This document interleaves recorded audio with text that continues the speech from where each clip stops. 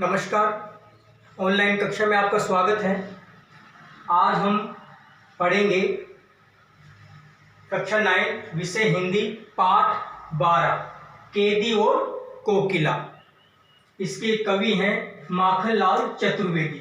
दिनांक 19/9/2020। दूसरा अंतरा है, पहला अंतरा हमने पढ़ लिया था।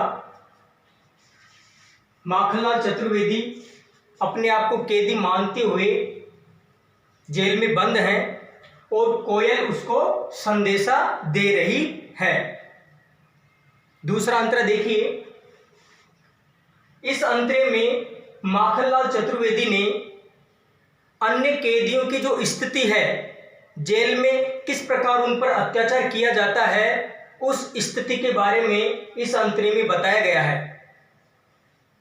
देखिए, ऊंची काली दीवारों के घेरे में, डाकू चोरों बटमारों के ढेरे में, जीने को नहीं देते पेट भर खाना, मरने भी देते नहीं तड़प रह जाना। जीवन पर अब दिन रात कड़ा पहरा है, शासन है या तम का प्रभाव गहरा है। हिमकर निराश कर चला रात भी काली, इस समय काली मां मई जगी क्यों आली। इस अंतरे के जो कठिन शब्दार्थ हैं वो देखिए। बटमारों, बटमारों का अर्थ होता है लुटेरों, रास्ते में लूटने वाले। ढेरे में, रहने के स्थान पर। तम, अंधेरा। हिमकर, चंद्रमा। काली मां मई, अंधकार से व्याप्त। आली, सखी। ये इसके कठिन शब्दार्थ हैं। इसका अर्थ देखिए आप। कवि कह रहे हैं ऊंची काली दीवारों के घेरे में, कि हम जिस जेल में बंद हैं वह ऊंची और काली दीवारों के बीच में है। चारों तरफ ऊंची ऊंची काली काली दीवारें बनी हुई है। हम क्रांतिकारी हैं, देशभक्त हैं, लेकिन हमें जेलों में रखा गया है। हमने कोई अपराध थोड़ी किया है। हम तो देशभक्ति का कार्य कर रहे हैं, लेकिन हमें ऊंची ऊंची काली काली दीवारों के घेरे में बंद करके रखा है। जबकि यह स्थान किनके लिए होना चाहिए? डाकू, चोरों और जो रास्ते में लूटने वाले हैं लुटेरे, उनके लिए यह स्थान होना चाहिए। जेल में तो ऐसे ही लोग जाते हैं जो डाकू होते हैं, चोर होते हैं, लोगों को परेशान करते हैं, लेकिन हम तो देशभक्ति का कार्य कर रहे हैं, हम तो क्रांतिकारी हैं, तो हमें जेल में बंद क्यों किया गया है? तो जेल किसके लिए होनी चाहिए? डाकू, चोरों और रास्ते में जो लूटने वाले लुटेरे हैं उनके लिए है। जीने को नहीं देते पेट भर खाना। और यही नहीं, हमारे ऊपर जो अत्याचार कर रहे हैं वो देखिए, पेट भर खाना नहीं देते, मरने भी देते नहीं तड़प रह जाना। और मरने भी नहीं देते, यानी खाना इतना ही देते हैं जिससे हम मर न सके और ना ही जी सकें, और हम तड़प करके ही रह जाते हैं। स्वाभाविक है, जब पेट भर खाना नहीं मिलता तो सारी रात नींद थोड़ी आएगी, तड़पते रहेंगे। तो हमें तड़पा रहे हैं, हमारे ऊपर अत्याचार कर रहे हैं। ये कविता जब देश आजाद नहीं हुआ था उस समय की है।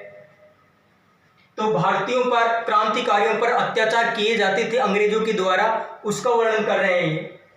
जीवन पर अब दिन रात कड़ा पहरा है। और इतना ही नहीं, हमारा जो जीवन है उस पर अब दिन हो चाहे रात हो, कड़ा पहरा रहता है। हमें कहीं जाने नहीं देते, हमसे किसी को मिलने नहीं दिया जाता, और चारों तरफ हमारे जो सैनिक हैं वो हमें घेरे हुए रहते हैं, हमारे ऊपर कड़ा पहरा रखते हैं, कड़ी निगरानी रखते हैं।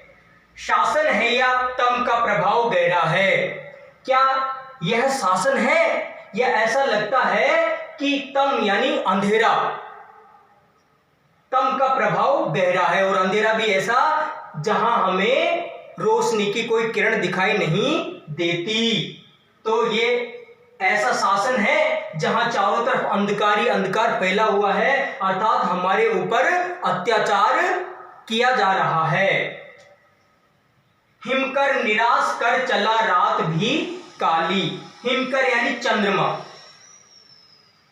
चांदनी रात में चंद्रमा आकाश में रहता है और चारों तरफ उजाला सा रहता है, लेकिन अब अंधेरी रात प्रारंभ हो गई है तो हिमकर चंद्रमा भी हमें निराश कर गया है, यानी वो भी अस्त हो गया है, चला गया है। रात भी काली, और अब अमावस्या की रात है, अंधेरी रात शुरू हो गई है तो चारों तरफ रात भी काली ही है। इस समय काली मां मैं जगी क्यों आली। इसलिए इस समय जब रात भी काली है, शासन का प्रभाव भी गहरा है, अंधकार में है, हमारे ऊपर अत्याचार किया जा रहा है, इस समय हे काली मां मैं, यानी तेरा रंग भी काला है। कोयल का रंग कैसा होता है? काला। तो तेरा रंग भी काला है, तो हे काली मां मई, तू इस समय क्यों जाग रही है? तू हमें कौन सा संदेशा देना चाह रही है? तो ये इसका अर्थ है। भावार्थ से देखिए, बोर्ड पे भी लिख दिया मैंने। कवि अपने और जेल में बंद अन्य कैदियों के संबंध में कोयल से कहता है कि हम क्रांतिकारी देशभक्त इस जेल की ऊंची काली दीवारों के घेरे में कैद हैं। वस्तुतः बल्कि यह स्थान तो डाकू, चोरों, लुटेरों जैसे अपराधियों के लिए है, क्रांतिकारियों के लिए थोड़े ही है, क्योंकि हमने कोई पाप थोड़े किया है, कोई अपराध थोड़े किया है। जेल में पेट भर भोजन नहीं दिया जाता है, जिससे हमें न तो जीने देते हैं और न मरने देते हैं। यहां पर कड़ा पहरा है। अंग्रेज शासन का प्रभाव गहरे अंधकार के समान है। चंद्रमा भी अस्त हो गया है, अब हम निराश होकर काली रात में जी रहे हैं, हमें रोशनी की कहीं किरण नजर नहीं आ रही है। ऐसे में हे काली कोयल, तुम क्यों जाग रही हो? कवि प्रश्न कर रहा है उस कोयल से कि ऐसे समय में तू क्यों जाग रही हो।